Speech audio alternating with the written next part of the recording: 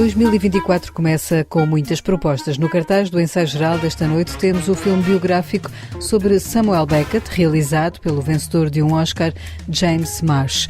Abrimos o mais recente livro de não-ficção da escritora Jaimília Pereira de Almeida. Vamos ao teatro ver a peça da autoria da escritora Luísa Costa Gomes, que o Teatro do Bairro estreia para a semana. Conversamos com a coreógrafa Marlene Monteiro de Freitas, que vai atuar na Gulbenkian, e escutamos o novo disco da fadista Lina. Seja bem-vinda ao primeiro ensaio geral de 2024. The Nobel Prize for Literature is hereby awarded to Samuel Beckett. Katastrophe.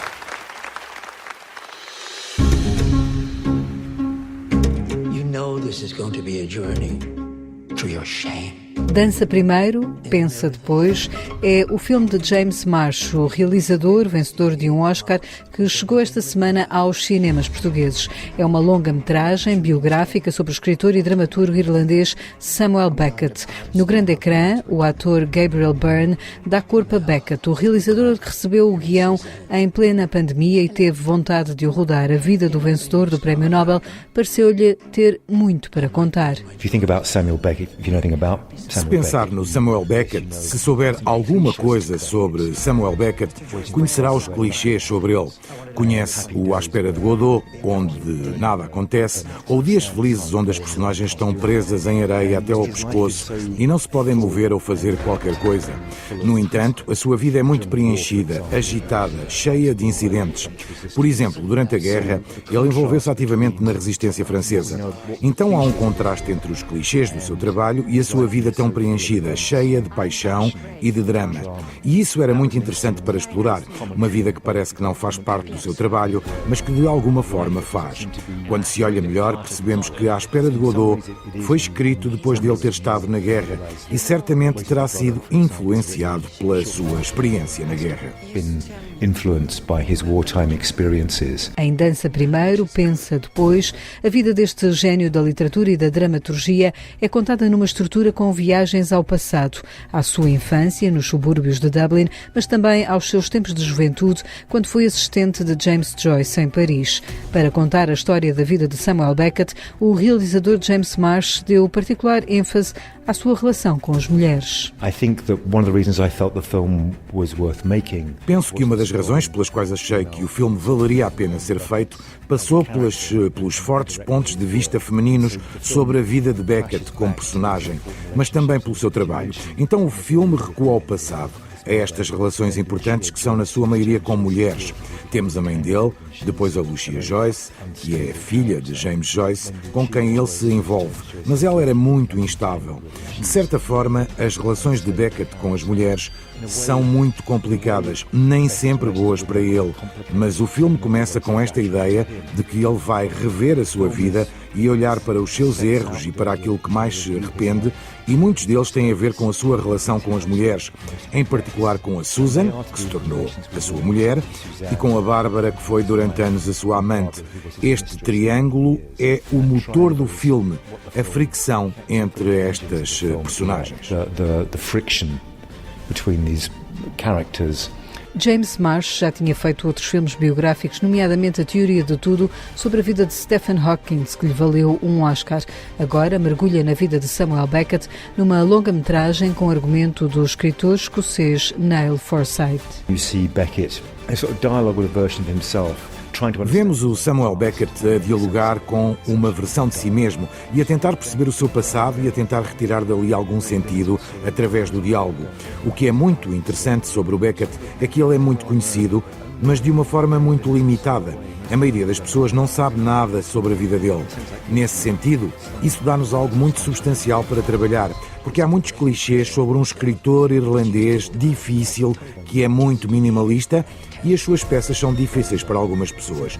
Mas a sua vida é tão rica e cheia que esse contraste foi muito apelativo. Conhecer melhor a vida de Samuel Beckett é agora possível no filme Dança Primeiro, Pensa Depois, que já está nos cinemas portugueses e que conta com atores como Gabriel Byrne, Sandrine Bonner e Aidan Gillian. You couldn't wait to get through the pleasure to the pain.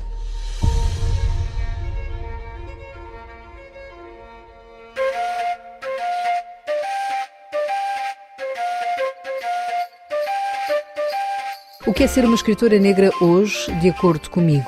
É o mais recente livro de Jaimília Pereira de Almeida. Este é um livro em jeito de ensaio, em que a personagem principal é a própria autora. Jaimília reflete sobre a sua escrita, a cor da sua pele, mas também o lugar da mulher escritora. Ambicionava ou aspirava a falar não só de mim, mas de muitas outras pessoas que se encontram numa posição análoga à minha e, portanto, é um texto que aspira a falar sobre uma condição que não é só minha, que é esta condição de ser uma mulher que escreve e, em particular, de ser uma mulher negra que escreve. O livro, como sabes, é composto por 3 textos. Os primeiros 2 são mais baseados na minha experiência em particular, mas depois há um terceiro texto em que este aspecto mais coletivo é mais explícito, que se chama A Restituição da Interioridade, em que se explicita de um modo mais objetivo a forma como falar sobre o que é para mim, Jaimília Pereira de Almeida, ser uma escritora negra é indissociável do aspecto coletivo ou da dimensão coletiva da atividade a que me dedico. Jaimília Pereira de Almeida questiona-se neste livro até que ponto a imaginação que a leva a escrever livros como Luanda, Lisboa, Paraíso tem ou não também uma questão de cor de pele. Eu, em princípio, à partida, eu recuso essa própria condição. Ou seja, se isso for visto como uma espécie de etiqueta ou como uma espécie de princípio de catalogação do meu trabalho, eu não aceito ou eu não estou confortável com essa catalogação, no sentido em que não estou confortável com a ideia de que haja alguma especificidade que me coloca num gueto qualquer enquanto escritora em relação aos outros escritores. E, no entanto, tal como eu digo também no livro, e sobretudo ao escrever ficção, eu fui compreendendo que a minha identidade enquanto mulher, negra, etc., é indissociável da minha imaginação. E, portanto, fui compreendendo que as duas coisas não se distinguem e que eu imagino com tudo o que sou, ou seja, eu imagino com as minhas emoções, com o meu pensamento particular, e esses pensamentos e essas emoções são filtradas pela minha experiência do mundo, pela forma como, entre outras coisas, a minha pele medeia a minha experiência no mundo. Não é exatamente a mesma coisa ser-se uma mulher escritora, e ainda menos é a mesma coisa ser-se uma mulher negra escritora. E, portanto, o livro fala um bocadinho daquilo de que me fui apercebendo ao longo deste caminho acerca do que significa essas duas coisas. Depois da morte do pai, a escritora lançou-se nesta reflexão. A viver atualmente nos Estados Unidos, em Nova Iorque, Jaimília Pereira de Almeida considera que O que é ser uma escritora negra hoje, de acordo comigo, é uma obra que a ajuda também a pensar outros livros de ficção. Ajudou-me a clarificar um pouco melhor porque é que eu faço o que eu faço, o que é que significa fazer o que eu faço, que género de responsabilidade é acarretada por aquilo que eu faço. Ajudou-me a discernir um pouco melhor a noção do quão privilegiada eu sou por fazer o que faço. Há qualquer coisa de muito recente, ou é muito recente, que uma mulher negra possa levar a vida que eu levo escrevendo na língua portuguesa. É uma realidade muito, muito recente. O primeiro texto, que é o texto que dá título ao livro, começa por dizer que se fosse há 50, 60, 70 anos, eu jamais podia ter a vida que tenho. E, portanto, para mim foi importante dar uma forma à consciência desse privilégio. Por outro lado, no que diz respeito à minha escrita de ficção, e isto agora inclinando-me já mais para o segundo e o terceiro texto do livro, este livro é importante para mim como, no fundo, a reclamação de um espaço de liberdade para aquilo que eu faço. O mais recente livro de Jaimília Pereira de Almeida está publicado pela Companhia das Letras.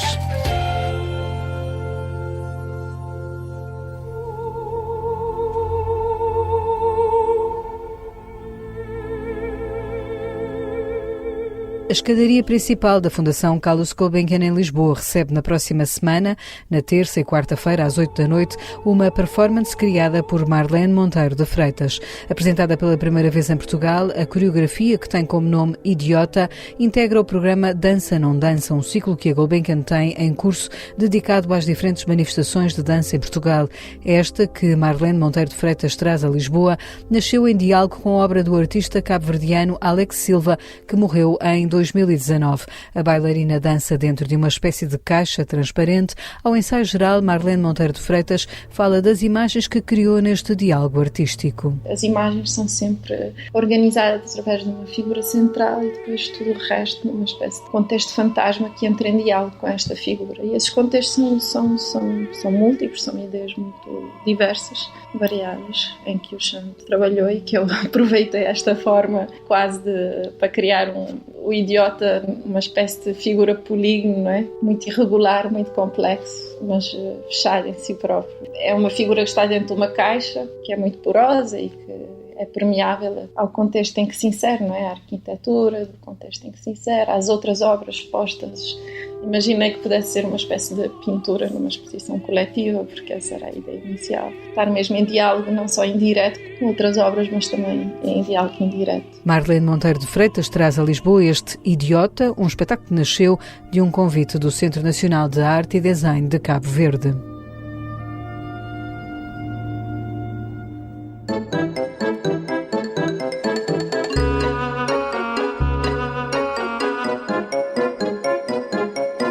A escritora Luísa Costa Gomes escreveu e António Pires encenou. Estreia na próxima quarta-feira, dia 10, no Teatro do Bairro, em Lisboa, a peça De Passagem, uma comédia sobre a economia, diz o encenador.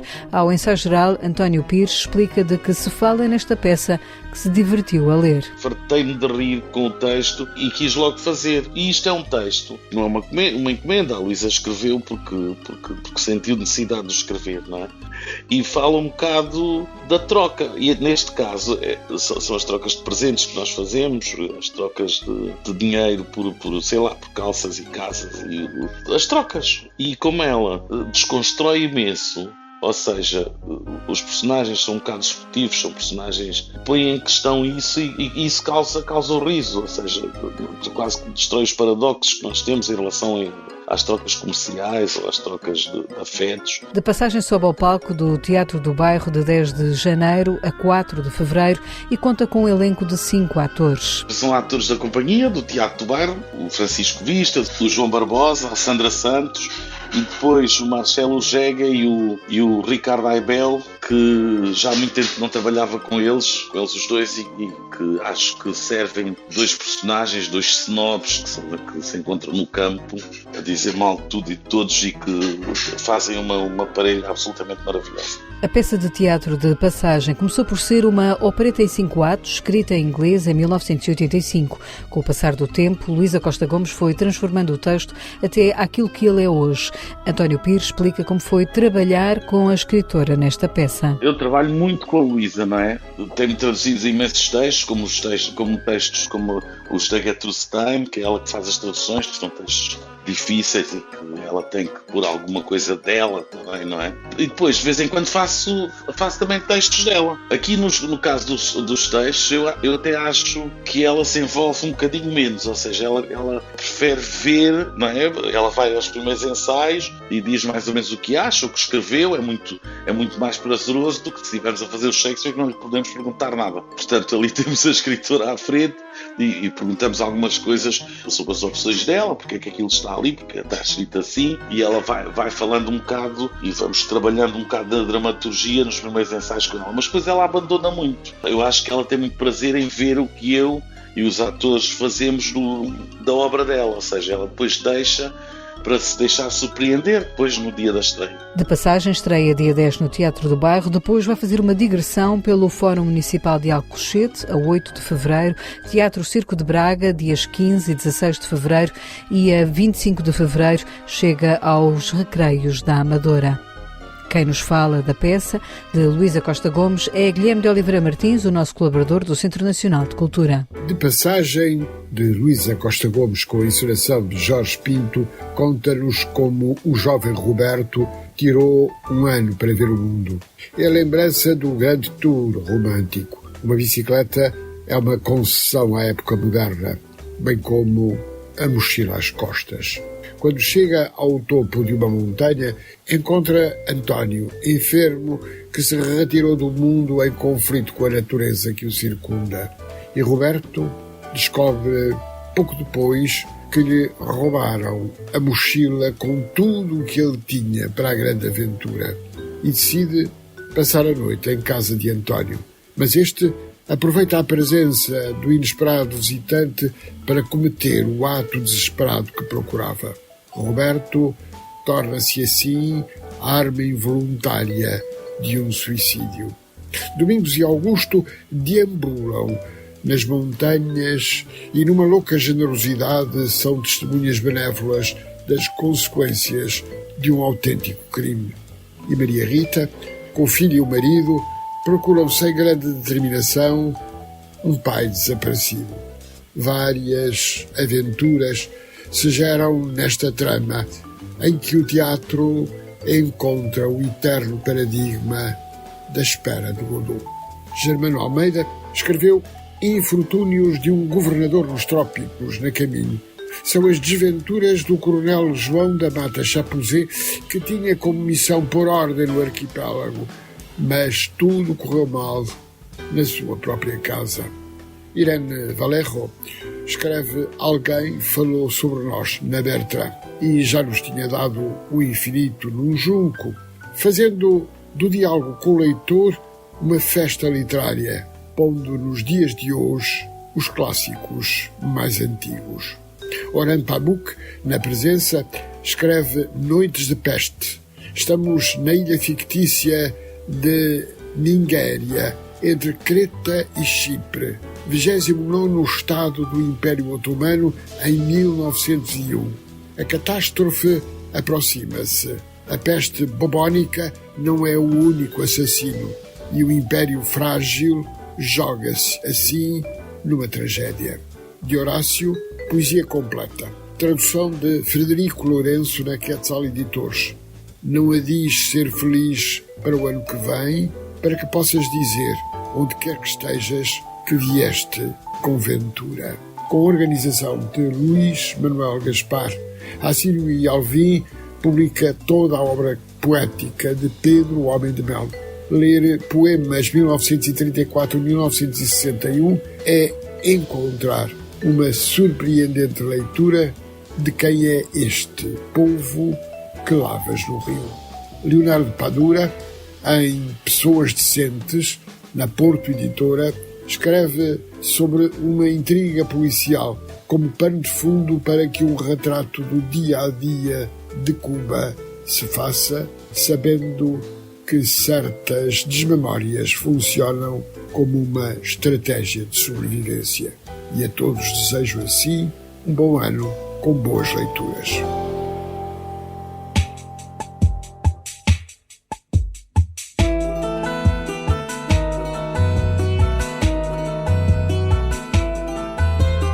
O que temo e o que desejo é um dos temas do novo disco de Lina. A fadista quer, com este trabalho, homenagear os 500 anos do poeta Luís de Camões, que se assinalam este ano.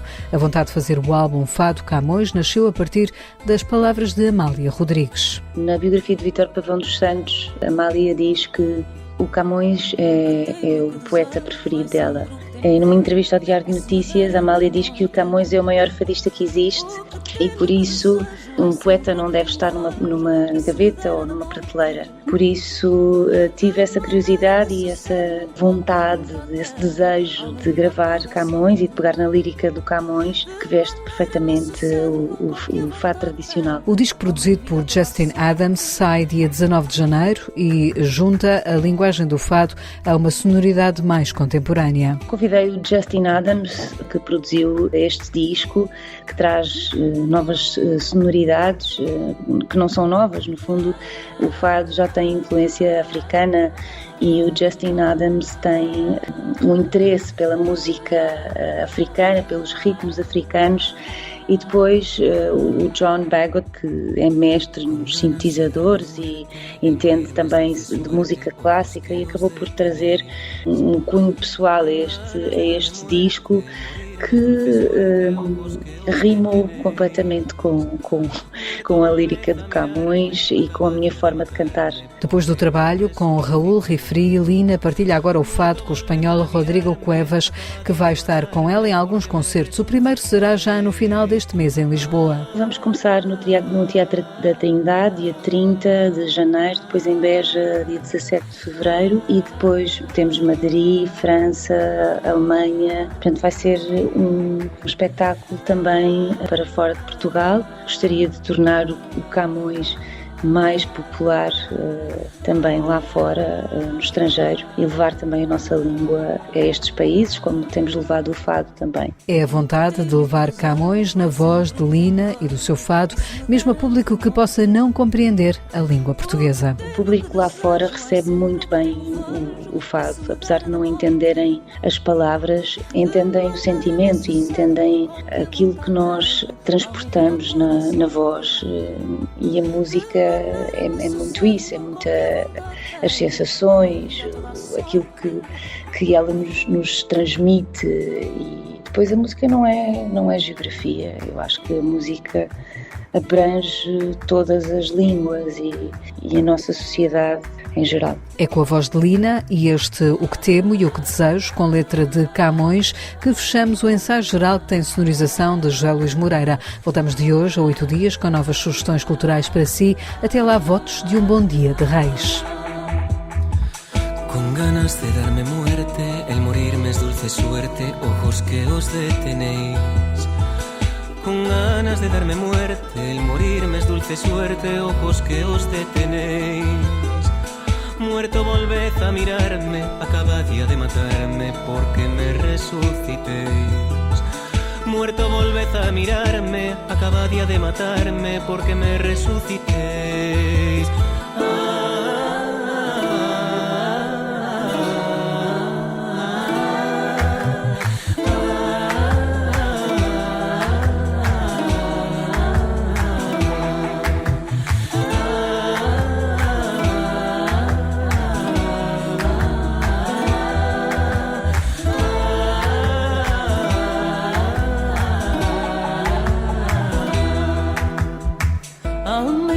Toda a sorte que isso me dera da morte, de maneira me sucede.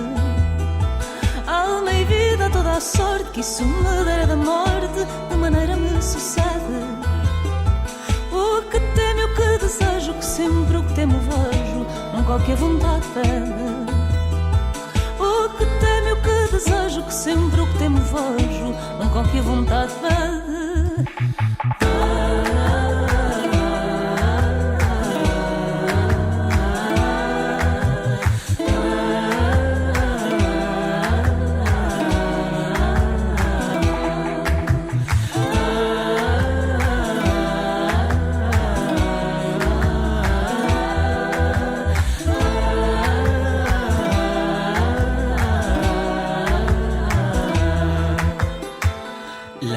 Cierto es la mía, el morirme es alegría y así digo que acabéis.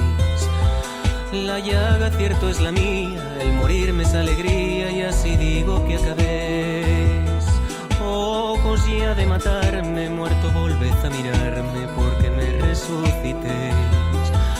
Ojos ya de matarme, muerto volved a mirarme porque me resucitéis.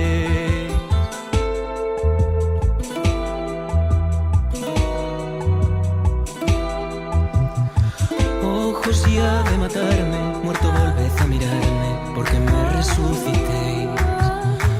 Ojos ya de matarme, muerto volved a mirarme porque me resucitéis.